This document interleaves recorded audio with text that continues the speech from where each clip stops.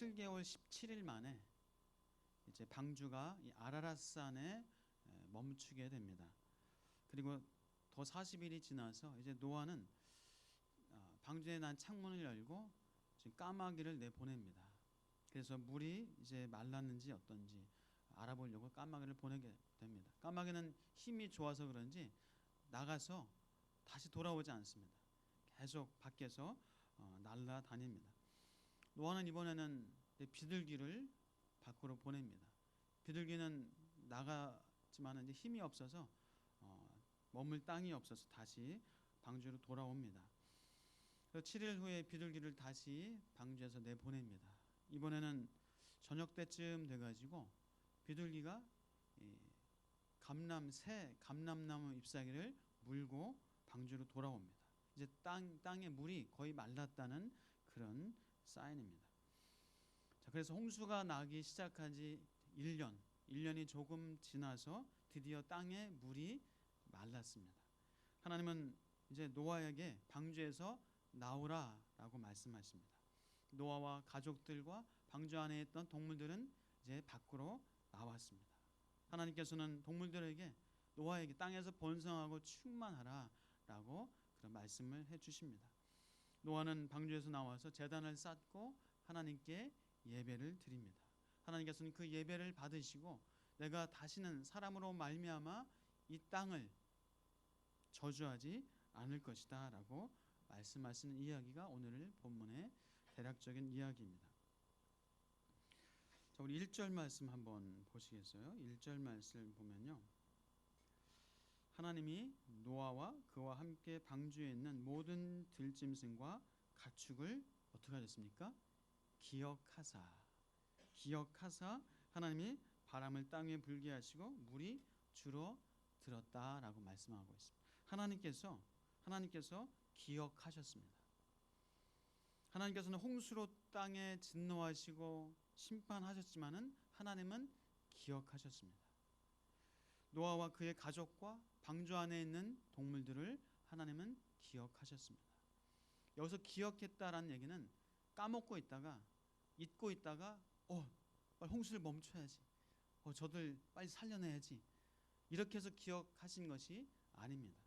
여기서 기억했다는 의미는 하나님께서 하나님의 사랑과 언약에 대한 깊은 생각과 마음으로 그 관심이 방주에 노아와 그 가족들에게, 동물들에게 집중하고 계셨다라는 그런 의미입니다. 이 기억하사, 이것은 히브리 말로 자카르라는 단어인데요, 이것은 사랑과 관심을 가지고 기억하고 있고 그래서 늘 마음속에 품고 있다라는 그런 표현입니다. 성경에 이 기억하사라는 단어가 여기저기 많이 한 200여 번 나오는데요, 그 중에 하나님께서 아브라함을 기억하사 롯을 구원하셨다. 롯이 소돔성이 멸망당할 때 하나님께서 아브라함을 기억하사 아브라함을 사랑하시고 아브라함에 대한 그런 은혜와 사랑의 그 관심의 마음을 가지고 기억하셔서 롯을 구원하시는 그 사건에서 기억하사 나옵니다. 또 라헬, 야곱의 아내였던 라헬을 기억하사 하나님께서 그 라헬에게 자녀를 주셨다 해서 기억하사가 나옵니다. 또 하나님께서 애굽에서 고통 속에서 노예살이하고 있는 그 이스라엘 백성들을 기억하사 그들을 그 애굽에서 노예 생활에서 구원하셨다라고 할 때 기억하사라는 단어를 사용을 합니다. 자, 우리도 인생의 홍수를 만납니다. 여러분, 인생의 홍수 만나시죠?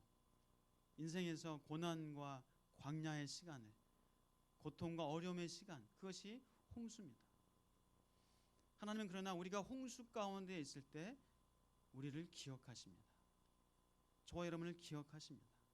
우리가 환난과 어려움과 고통 속에 있을 때에 우리를 향한 그 사랑과 관심으로 우리에게 집중하고 계시다는 말씀입니다.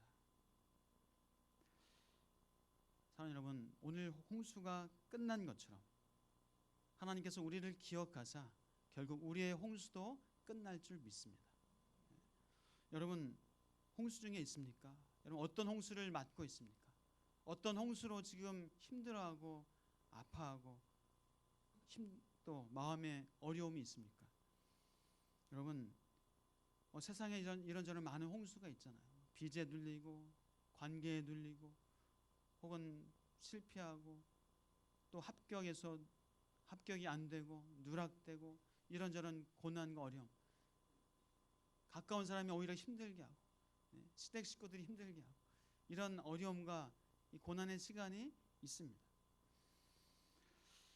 그러나 사랑하는 여러분, 우리가 고난 중에 있을 때, 홍수를 만났을 때 꼭 세 가지는 기억하십시오. 세 가지. 제가 간단히 제목만 말씀드리겠습니다. 첫 번째, 여러분, 홍수는 끝납니다. 두 번째, 홍수는 길지 않습니다. 노아가 950년 인생 동안 홍수가 1년이었어요. 홍수는 길지 않습니다. 세 번째, 여러분이 만난 홍수는 포장된 축복입니다. 포장된 축복이라는 사실을 기억하시길 바랍니다. 성경에 나오는 수많은 인물들 중에서 여러분, 고난하면은 누구죠? 욥. 고난의 대명사 욥이 나옵니다. 하루아침에 10명의 자녀가 죽어버렸습니다. 하루아침에 모든 재산이, 모든 가축들이 다 몰살당하고 불타버렸습니다. 심지어는 그 몸에 발바닥부터 머리 정수리까지 온몸에 종기가 났습니다. 너무나 가려워서 그릇 조각을 가져다가 그 몸을 긁어야 하는 그런 고통스러운 욥이었습니다. 아내조차도 하나님을 원망하고 차라리 죽으라 하면서 저주하면서 그렇게 떠났습니다. 그런데 더 안타까운 것은 욥이 왜 내가 이런 고난을, 내가 왜 이런 홍수를 당해야 하는지를 몰랐다는 겁니다. 성경에 고난 만난 사람들이 많이 나옵니다. 아브라함, 이삭, 야곱, 요셉, 욥. 공통점은요, 중요한 공통점은 그 사람들이 다 그 고난이 결국 그 사람들에게 고난이 축복의 통로가 되었다는 겁니다. 우리 그런 얘기 많이 듣잖아요. 가난이 선생이었다. 가난의 선생이야. 어렸을 때 그 가난한 것, 먹지 못하고 보릿고개. 그래서 가난하지 않으려고 열심히 일하고 공부하고 때로는 주경야독하면서 그래서 이런 인생을 내가 이루었다라고 말하는 분들 있습니다. 제가 재난 현장을 다니면서 느끼는 것이 있습니다. 태풍 매미, 루사, 김해, 또 인제, 혹은 IT 등등을 다니면서요, 재난당한 것이 그들에게 이 복이 될 수 있다는 것을 늘 느낍니다. 물론 이 재난을 부정적으로 한탄하면서 왜 이런 어려움이 왜 우리한테, 왜 나한테 하면서 신세 한탄할 수도 있지만, 그러나 그것은 결코 소용없는 일입니다. 가난하다고 어렵다고 원망하고 있으면 그 가난이, 그 재난이, 고난이 선생이 될 수가 없습니다. 지금 태풍 하이엔으로 인해서 필리핀에 큰 어려움이 있는데 그것도 마찬가지예요. 물론 많은 사망자, 가족 중에 많은 사상자가 났고 재산을 다 잃어버린 어려움이 있습니다. 그렇지만은 그 재난을 통해서 이제 서로 돕고 서로 힘을 모을 수 있는, 극복하면서 자생력을 기르고 용기를 기를 수가 있습니다. 서로 도와주면서 또 도움의 손길을 받으면서, 그러면서 격려하고, 그러면서 다시 일어날 힘을 가지고 오히려 그 전보다 더, 마치 욥이 그 전보다 더 큰 하나님의 복을, 축복을 받았던 것처럼 그 고난이, 그 홍수가 오히려 선생이 되어서 그들의 삶 가운데 오히려 축복이 될 수 있다는 것을 저는 그 어려움 만난 그 현장을 갈 때마다 많이 느낍니다. 왜냐하면 그 어려운 현장에 분명히 꼭 교회는 들어갑니다. 필리핀 그 지역에도 한국기독교연합봉사단 그 교회 이름으로, 예수의 이름으로 들어가서 또 구호하고 섬겼습니다. 그래서 인도네시아 쓰나미도 마찬가지예요. 그 전혀 철옹성같이 복음에 완전히 막혀져 있던 그 땅이 이제 교회가 들어가고 믿음의 NGO들이 들어가서 그래서 이제 복음이 그들 가운데 전해지고 생명이 전해지는 것을 봅니다. 태풍 매미로 인해서 저 김해에도 주민들이 그 전까지는 교회 목사님 교회 다니는 사람들 거들떠보지도 않고 우습게 여기고 심지어는 막 침도 뱉고 했었던 그런 사람들이 이제 교회에서 섬겨주고 구호하고 하니까 이 교회를 다시 보게 되고, 전에는 목사님 지나가면 거들떠보지도 않다는데 쫓아와가지고 인사하고 그런 일이 있다고 합니다. 그래서 오히려 이 재난과 고난과 이 홍수를 만났을 때 저는 소망을 봅니다. 소망을 봅니다. 필리핀 그 타코라반 지역에도 소망이 있음을 저는 봅니다. 인도네시아 소망이 있고 IT에 소망이 있고, 사랑하는 여러분, 여러분의 삶 가운데 홍수를 만나고 있다면은 여러분 소망이 있다는 사실을 꼭 기억하시길 축복합니다. 그래서 재난은 포장된 축복이라는 사실을 꼭 기억했으면 좋겠습니다. 사랑하는 여러분, 하나님은 여러분을 기억하십니다. 하나님은 여러분을 권념하십니다. 개역 한글판에서는 권념하셨다라고 말씀. 여러분을 기억하시고 권념하고 계십니다. 여러분을 향한 사랑과 여러분을 향한 그 관심을 가지고 늘 여러분을 지켜 집중하고 계시다는 겁니다. 하나님께서 이제 홍수로 땅을 심판하실 때에 노아와 가족들은 방주 안에서 안전했습니다. 마찬가지로 우리도 역시도 홍수 중에 있을 때 하나님께서 우리를 안전케 하시고 방주 안에서 보호해 주시고 또 위로해 주시고 힘 주시고 격려해 주시는 그 하나님의 은혜가 있습니다. 하나님의 사랑에서 그 어떤 것도 끊을 수 없는 겁니다. 환난이나 공고나 핍박이나 기근이나 적신이나 위험이나 칼, 그 세상의 그 어떤 것들도 우리를 하나님의 사랑에서, 그리스도의 사랑에서 끊을 수 없습니다. 자, 이제 홍수가 끝났습니다. 홍수가 끝나고 땅이 다 말랐습니다. 자, 이제 어떻게 해야 됩니까? 이제 어떻게 해야 합니까? 앞에 권사님이 나와야 돼요. 하시네요. 하나님께서는 노아와 가족들과 모든 동물들을 이제 방주에서 나오라라고 명하십니다. 그렇습니다. 이제는 방주에서 나와야 합니다. 방주에서 나와 세상 속으로 이제 들어가야 합니다. 방주 안에서 안정과 하나님의 평안과 하나님의 위로와 격려를 이제 누렸으면은 이제는 나가야 합니다. 방주 안에서 더 이상 머물러서는 안 됩니다. 나는 방주가 좋사오니 방주 안에 계속 있다가 천국 가겠습니다. 그러면 안 됩니다. 사랑하는 여러분, 우리 하나님의 사랑을 받은 자로, 하나님의 은혜를 아는 자로 이제는 방주에서 받은 사랑과 관심을 가지고 이제는 방주 밖으로 나가시기를 축복합니다. 세상 속으로 나가셔야 한다는 겁니다. 방주 안에서 이제는 머무르지 말고, 이 방주는 교회입니다. 방주는 신앙 공동체입니다.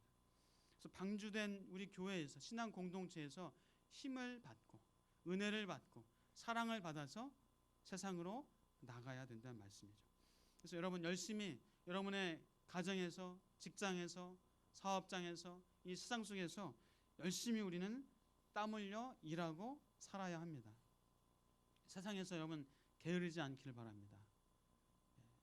최선을 다해서 일하고 내 분야에서 열심히 이왕이면 앞서가야 됩니다. 왜요? 나 배불리 잘 먹으려고요? 아니요. 앞서가서 또 뒤처진 분들을 손잡아주고 땡겨주고 같이 갈 수 있도록 여러분 앞서시길 바랍니다. 공부하시고 혹은 실험도 하시고 연구도 하시고 믿지 않는 사람들에게 우리 뒤처지지 않는 우리 믿음의 사람들 되시길 바랍니다. 요즘 워낙 시대가 빠릅니다. 급변합니다. 새로운 시대가 열릴 때 그 새로운 시대를, 새로운 시장을, 새로운 물결을 볼 수 있는 그런 지혜와 해안이 여러분들의 있기를 바랍니다. 하나님께 여러분 기도하십시오. 하나님, 내게 지혜를 주십시오. 시대를 읽을 수 있는, 또 시장을 볼 수 있는, 이 물결을 볼 수 있는 하나님 그런 해안을 내게 주십시오라고 기도하시길 바랍니다. 하나님께서 여러분에게 지혜를 주실 줄 믿습니다. 우리 창조적인 아이디어를 하나님께 간구하고 기도하십시오. 그리고 나가십시오. 방주 밖으로 나가시는 저와 여러분 되시길 축복합니다. 미래를 여십시오. 우리 기업들이 여러분 많이 듣잖아요. 이 폐쇄적인 기업은 오히려 결국은 도태되고 망한다고. 여러분 열어야 됩니다. 여러분 창조적인 아이디어를 열고 같이 공유하고 나눠야 합니다. 우리 하나님의 마음을 가지고 세상을 향하여서 하나님의 마음을 가지고 세상에서 세상을 다스리고 세상을 정복하고 세상 속에서 충만하고 번성할 수 있는 저와 여러분 되시길 주의 이름으로 축복합니다. 그러기 위해서는 우리가 교회 안에서 이 신앙 공동체 안에서 힘을 받아야 합니다. 힘을 받아야 되고 은혜를 받아야 합니다. 자, 은혜 받고 힘 받고 능력 받으려면 어떻게 해야 됩니까? 크게 예배와 봉사와 교제, 이것을 신앙 공동체에서 하셔야 됩니다. 교회 안에서 하셔야 됩니다. 예배와 교제와 봉사를 하셔야 됩니다. 사랑하는 여러분, 이 힘과 은혜 받아서 교회 안에서 또 봉사하시고 같이 은혜를 나누시고, 그래서 여러분 늘 많이 말씀드리는 것처럼 그럼 이 봉사하시면서 내가 기쁘고 즐거운 범위 안에서 봉사하시고 내가 힘 받는 범위 안에서 봉사를 하셔야 됩니다. 봉사를 너무 과하게 하셔도 안 돼요. 봉사를 너무 과하게 해가지고 힘들어, 나는 하는데 왜 저 사람은 안 해, 원망 불평하면은 봉사를 좀 줄이셔야 되고요. 전혀 안 하고 있으면 하셔야 됩니다. 최소한 한 가지는 하셔야, 그래야 여러분의 신앙이 성장할 수 있는 거예요. 그리고 또 교회 안에서 교제하셔야 됩니다. 교제를 꼭 권해드립니다. 성도들끼리 뭐 세상 가십, 잡담 그런 교제를 하라는 말씀이 아니라 서로 칭찬하고 격려하고 세워주고 위로하고 하는 그런 교제하십시오. 교제할 장소 많습니다. 예배당, 예배실, 소그룹실, 친교실, 여러분 교제하십시오. 식사하면서 교제하시고 위로해 주시고 격려해 주시고 힘을 북돋아 주십시오. 그래서 우리 연약할 땐 도와주고 부족할 땐 채워주고 좋은 것은 말해주고 칭찬해 줄 수 있는 이런 아름다운 교제할 수 있는 우리 광염교회 아름다운 공동체 되기를 축복합니다. 여러분, 그래야 여러분의 삶에 힘이 있고 능력이 있습니다. 여러분, 그래서 그냥 약한 그리스도인으로 머물지 않기를 바랍니다. 어린아이로 머물지 않기를 바랍니다. 그래서 우리 힘받아서 세상 밖으로 나가시는 저와 여러분 되시길 축복합니다. 자, 노아는 방주에서 나와서 제일 먼저 한 일이 있습니다. 우리 한번 성경을 잠깐 보겠습니다. 노아가 방주에서 나와서 제일 먼저 한 일이 무엇인가? 20절 말씀 같이 한번 읽겠습니다. 시작. 노아가 여호와께 제단을 쌓고 모든 정결한 짐승과 모든 정결한 새 중에서 제물을 취하여 번제로 제단에 드렸더니, 노아가 여호와께 제단을 쌓고 하나님께 번제를 드렸다. 다시 말해서 예배를 드렸다라는 말씀입니다. 홍수로 이 땅을 심판하신 하나님을 예배했습니다. 홍수 가운데서 나와 가족과 동물들을 구원하신 하나님을 예배했습니다. 자신을 기억하사 홍수를 멈추게 하시고 방주에서 나오게 하신 하나님을 예배했습니다. 하나님은 예배하는 자를 찾으십니다. 그리고 그 예배하는 자를 찾으셔서 복을 주십니다. 그래서 단순히 우리가 일만 열심히 하는 것이 아니라 예배자가 되어야 합니다. 예배할 때 우리는 하나님을 알게 됩니다. 예배할 때 우리는 하나님의 말씀을 알게 됩니다. 예배하면서 이 예배자는요, 하나님의 이름을 부르는 사람이고 예배자는 하나님과 관계가 있는 사람이에요. 예배자는 하나님을 깊이 있게 만나고 경험하는 사람입니다. 예배자는 기도하는 사람이고 예배하는 성령의 사람입니다. 예배자는 그래서 성령으로 충만해서 성령의 인도함을 받는 사람입니다. 그래서 우리 삶의 가장 큰 힘은 바로 예배입니다. 우리 예배를 통해서 하나님이 주시는 지혜와 총명과 능력과 그 위로함과 격려와 이 땅에서 살아갈 그 힘과 또 치유함과 즐거움과 행복을 받으시기를 주의 이름으로 축복합니다. 예배할 때 하나님은 우리에게 그 용기와 힘을 능력을 우리에게 주십니다. 사랑하는 여러분, 우리 예배하면서 하나님을 만나시길 바랍니다. 예배할 때 여러분 이 한 말씀이라도 이 말씀을 내 마음에 새기시길 바랍니다. 그 말씀을 마음에 새기고 나에게 주신 하나님의 말씀, 내게 지금 내 앞에서 내 옆에서 나에게 하시는 그 하나님의 말씀으로 내 마음에 새기고 그 말씀대로 한번 살아 그 말씀의 맛을 말씀대로 살았더니 이렇게 놀라운 하나님의 역사와 하나님의 은혜가 하나님의 이 기적이 있다는 것을 경험하시는 그 예배자 되시길 바랍니다. 사랑하는 여러분, 이 예배하는 이 한 시간이 여러분의 인생에 있어서 가장 중요한 의미 있는 시간입니다. 물론 일하시죠. 출근도 하셔야죠. 바쁘시죠. 나가셔야죠. 또 골프도 같이 쳐주셔야죠. 같이 좀 분위기도 맞춰주셔야죠. 그러나 이 예배를 놓치지 말기를 바랍니다. 이 예배가 여러분의 인생의 가장 큰 힘과 능력의 원천지라는 사실을 꼭 기억하시길 바랍니다. 특별히 하나님께서 우리에게 원하는 그 궁극적인 예배는 산 예배입니다. 산 제사. 그래서 하나님께서 기뻐 받으시는 예배는요, 살아있는 예배입니다. 산 예배입니다. 자, 우리가 지금 이 예배당에서 드리는 이 예배 중요합니다. 반드시 예배 드려야 합니다. 이것도 살아있는 예배입니다. 그러나 이 주일날 드리는 예배만이 아니라 이제는 산제사, 우리가 우리 삶의 현장에서 드리는 그 살아있는 예배, 이것이 하나님이 궁극적으로 받으시는 예배라는 겁니다. 그런데요, 이 주일날 드리는 이 예배가 있어야 산 예배가 살아납니다. 주일날 드리는 예배 없이 나는 직장에서, 나는 사회 속에서, 나는 그냥 내 삶으로 예배, 주일날 드리는 예배는 별로 필요 없는 것 같아. 아닙니다. 오해입니다. 이 예배가 있어야, 이 예배가 살아있어야 우리 삶에서의 예배가 살아난다는 겁니다. 사랑하는 여러분, 우리 여러분의 삶으로 하나님 앞에서 산 예배 드리시는 은혜가 있기를 축복합니다. 여러분 일터에서 열심히 일하시는, 학교에서 열심히 공부하시고, 학원에서 혹은 독서실에서 열심히 공부하는 것, 이거 산 예배입니다. 상사에게 순종하고 일하는 것, 살아있는 예배입니다. 나를 힘들게 하는 동료, 사람이 있다면 그 사람을 사랑하는 것,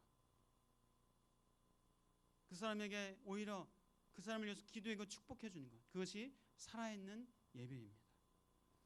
남편한테 밥 해주고 아이들 챙겨주고 빨래하고 청소하는 것, 이것이 살아있는 예배입니다.